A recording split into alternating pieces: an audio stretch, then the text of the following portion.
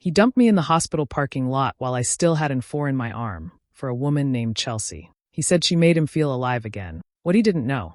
I had just signed a $10 million licensing deal from that hospital bed. If you've ever felt broken and thrown away when you needed someone the most, you might understand what I went through. Let me take you through my story. I'm Maya Carter, 34. For the past 7 years, I had been in a relationship with Jason Walker. Everyone around us thought we were perfect together. People assumed marriage was just around the corner. I used to believe that too. We had built a life, dreams, and routines together. I supported him when he lost his job. I cheered him on when he started his construction business. I stood by him through all the ups and downs. I was tired, yes. I'd been working nonstop building my business, and I hadn't taken care of myself. I ended up in the hospital with sudden complications and needed emergency surgery. Jason came to visit me a few days after. I was still weak, with a needle in my arm, hooked up to fluids, barely able to sit up straight. He stood by my hospital bed, but something felt off. His eyes didn't hold warmth anymore. He barely looked at me. He talked like he was just going through the motions, like he was already somewhere else. He asked if I could come outside for a bit. I was confused but agreed. With the help of a nurse, I was wheeled out to the parking lot, for still in my arm, wrapped in a hospital blanket. That's where he said it, right there in the open air, while I was still half-drugged from pain meds. I'm sorry, Maya. I can't do this anymore. I've met someone. Her name's Chelsea. She makes me feel alive again. I couldn't even speak. My throat dried up. My head spun, not from the surgery, but from the shock. And before I could say anything, he turned around and walked off. I watched him get into his truck, and sitting in the passenger seat was a red-haired woman, Chelsea. She didn't even look at me. They drove off without a single glance back. But what Jason didn't know, what he never even bothered to ask about, was that just hours before that parking lot scene, I had signed a licensing deal from my hospital bed. My healthcare tech app had been picked up by a national chain. It was worth $10 million.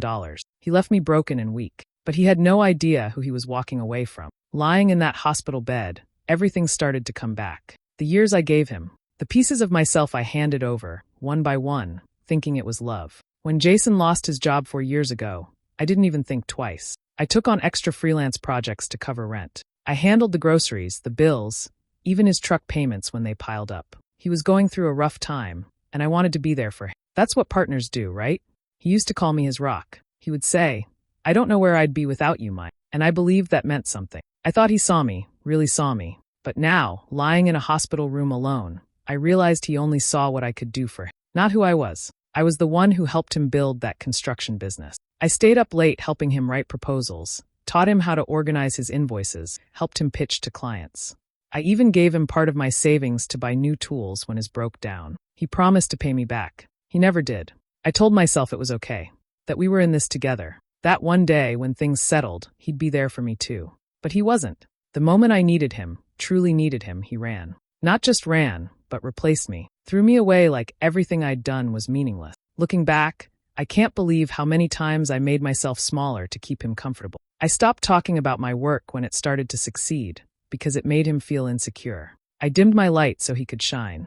Every time I celebrated a small win, a new investor call, an app update that got good feedback, he barely looked up from his phone. But when he landed a small renovation job, I'd throw him a whole dinner. And still, I held on. I kept thinking we were just in a tough phase, that things would get better. That love was about patience and sacrifice. But love doesn't ask you to disappear. It doesn't punish you for growing. And it sure doesn't leave you in a hospital parking lot while you're still hooked up to N4. The nurse came in that afternoon and told me I was being discharged the next morning. She smiled, said I looked stronger already. I nodded, but something in me had shifted. That night, I stared at the ceiling and whispered to myself, never again. I wasn't going to be that woman anymore. The one who gives and gives until there's nothing left. Jason may have walked out, but he didn't break me. He freed me. After I got out of the hospital, I stayed with my sister Danielle for a while. She insisted. I didn't argue. I didn't have the strength to be alone, not yet. Danielle had never liked Jason. She never made a big scene about it, but I could tell. She would raise her eyebrows when he spoke, keep her answers short around him, and sometimes just shake her head after he left. I used to defend him. "You just don't understand him," I'd say. Looking back, maybe she understood more than I ever did. One afternoon, while I was curled up on her couch with tea in my hand, Danielle sat down beside me. She hesitated for a second, then said quietly, "I didn't want to tell you this while you were recovering, but, Maya, I saw Jason with her. Months ago."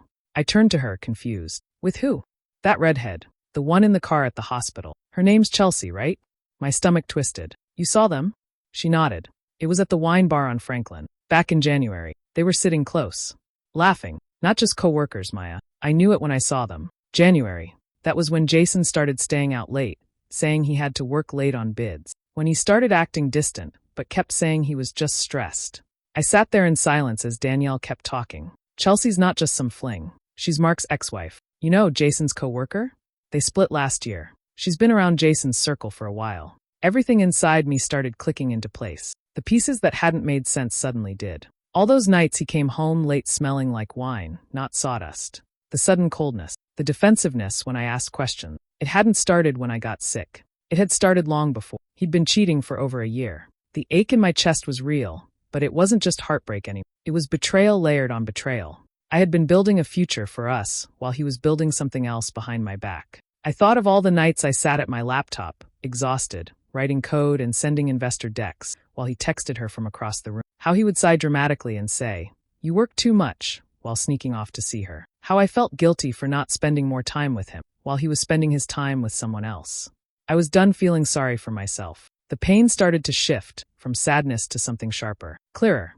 I wasn't going to fall apart. I was going to make sure Jason regretted ever walking away from me, not through tears or begging, but through success. Quiet, cold, undeniable success. He thought he could walk over me and move on. He had no idea who I really was, but he would. Soon.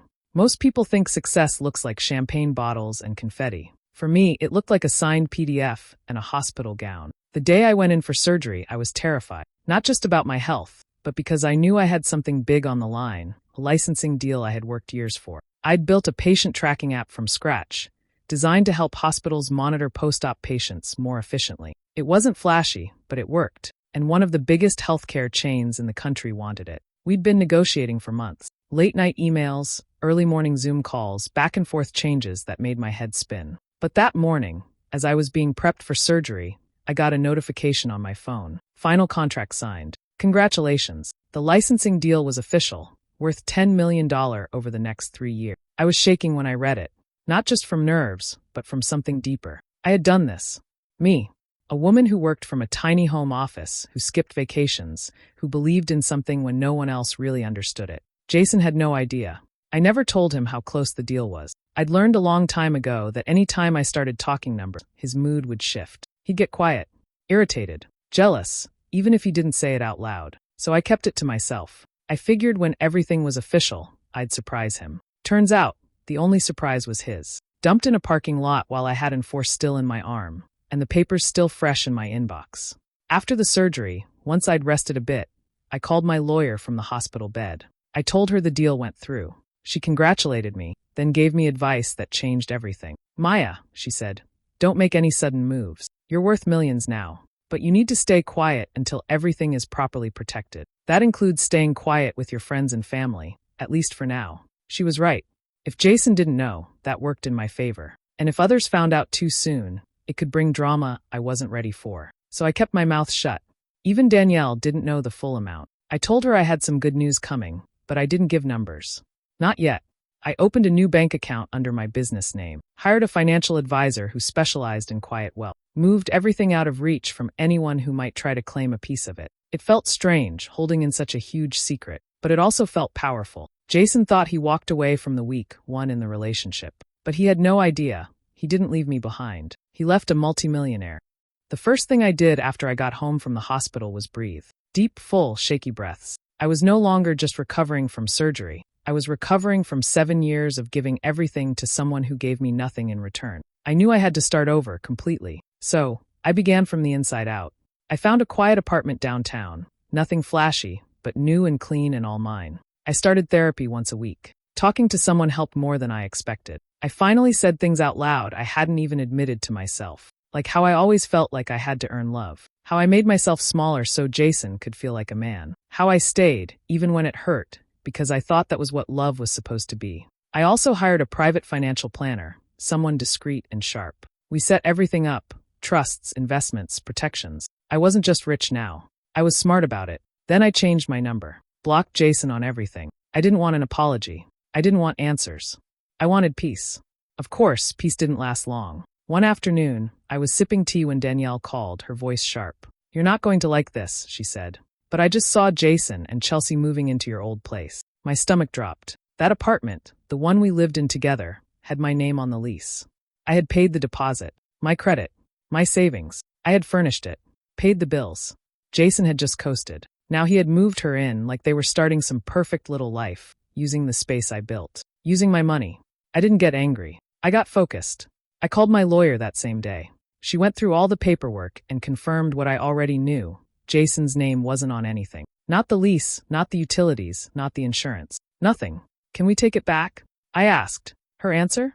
Absolutely. Within a week, we had started the process of terminating the lease, legally, cleanly. I contacted the landlord, who was shocked to hear Jason was still living there. I offered to buy out the rest of the lease and take over the unit entirely. Then I arranged to sell the place. The eviction notice was delivered quietly. No drama. No warning.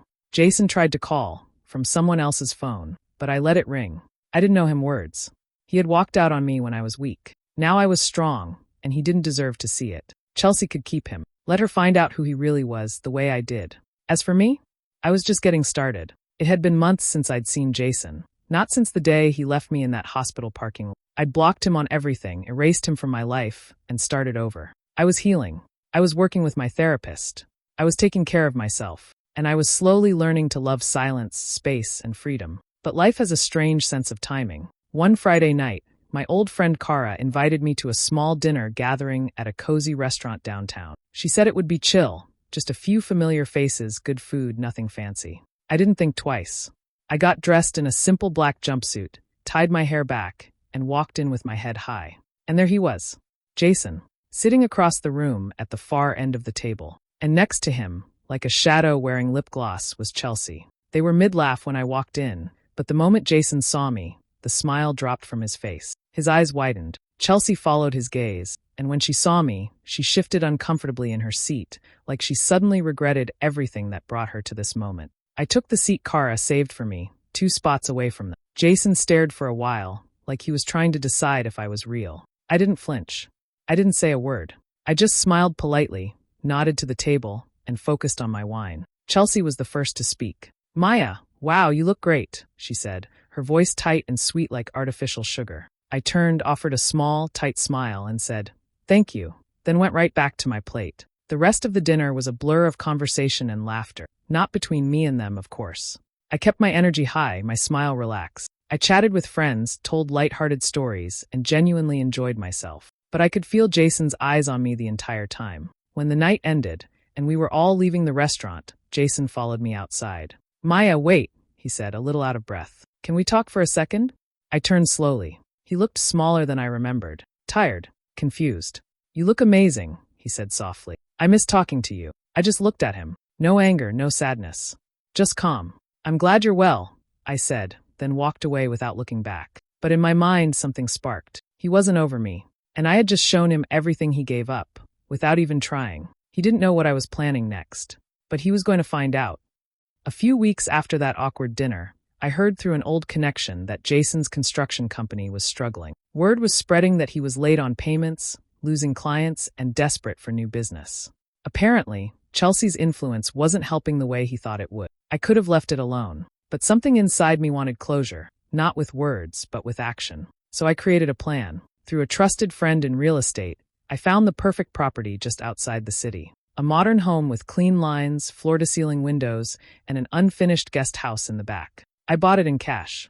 Quietly, discreetly, no trace leading to me. Then, using a pseudonym and a private email account, I contacted Jason's company for a high-value renovation job. I pitched it as a luxury remodel for a tech investor who wanted everything done quickly and cleanly. No questions asked, no delays tolerated. Jason jumped at the opportunity. I wasn't surprised. I'd made the offer too attractive to resist. The budget was generous, and I even hinted there could be future projects if things went well. Within days, his crew showed up to start the job. I made sure I wasn't seen. Instead, I hired a project manager I trusted to handle the day-to-day and communicate with the crew. She was sharp, professional, and had no idea she was part of something more personal. Jason and his team worked hard. They remodeled the kitchen, added new floors, finished the guest house, and even landscaped the yard. Every week, I got progress reports.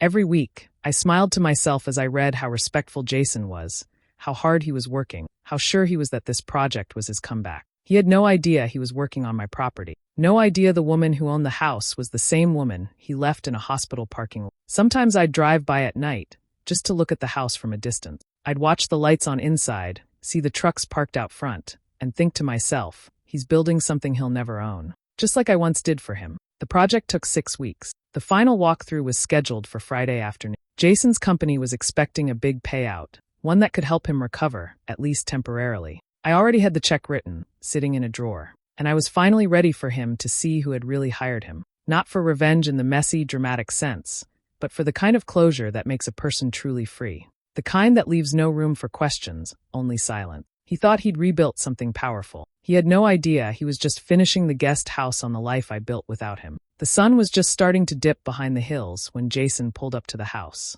His truck door slammed shut, and I heard his heavy footsteps on the stone path. This was the final walkthrough, the day he expected to meet the mysterious client and collect the check that would save his failing business. He had no idea what was waiting for him. I stood out back on the patio, facing the newly finished pool. I wore a sharp navy blue suit, hair tied back, sunglasses on. Calm, steady, powerful. The project manager met Jason at the front door and led him through the house, praising his crew's work. He nodded proudly, probably picturing the check already in his hand. They reached the glass doors to the patio, and that's when he saw me. He stopped cold. I turned slowly, letting him see my face.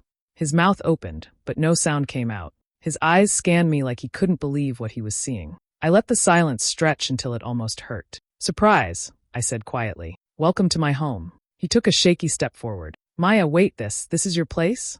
"Yes," I replied, pulling the envelope from the patio table and walking toward him. "Bought in cash. Renovated by the man who left me in a hospital parking lot while I still had an 4 in my arm." He looked like he'd been slapped. "Maya, I didn't know." I held up my hand. Don't even try.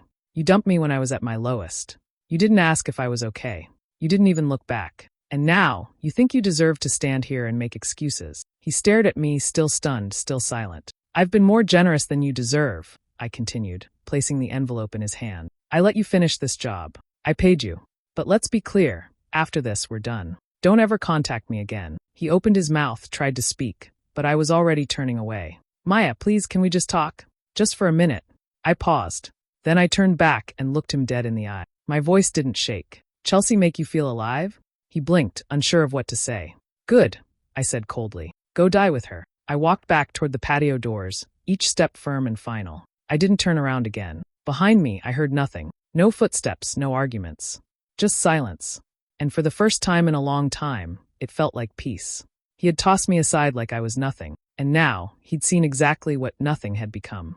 It didn't take long for the news to spread. Jason's crew had no idea who I was when they took the renovation job, but once he saw me that day and walked away stunned and silent, the whispers started. Contractors talk. Word got around. The mysterious tech investor wasn't some anonymous rich client. It was Maya Carter, his ex. The one he left in a hospital parking lot. People in business don't always speak loudly, but they remember. Quietly, some of my contacts pulled back from Jason's company. 2 contracts he was counting on disappeared overnight. One client cited a change in direction. The other simply ghosted him. I didn't say a word to anyone. I didn't have to. Jason's reputation started to crumble on its own. No one wanted to trust a man who could be so reckless, in business or in life. And then came the real fallout.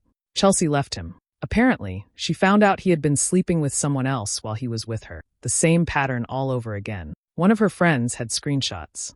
It blew up in a messy public fight. I didn't see it, but Danielle told me Chelsea stormed out of their shared apartment with a suitcase and tears on her face. Jason tried reaching out again. Different numbers.